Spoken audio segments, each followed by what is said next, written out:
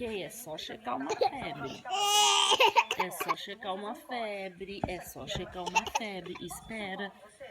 Oh, não, olha o celular. É só checar uma febre. É só checar uma febre. Isso não dói. Mamãe já falou que isso não dói. Não dói. É só um termômetro para checar sua febre. Para. Isso não dói. A gente chama de é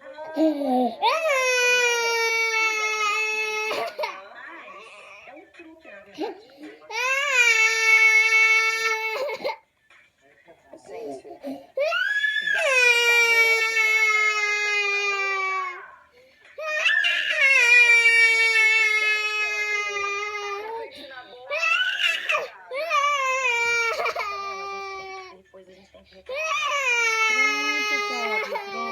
Pronto.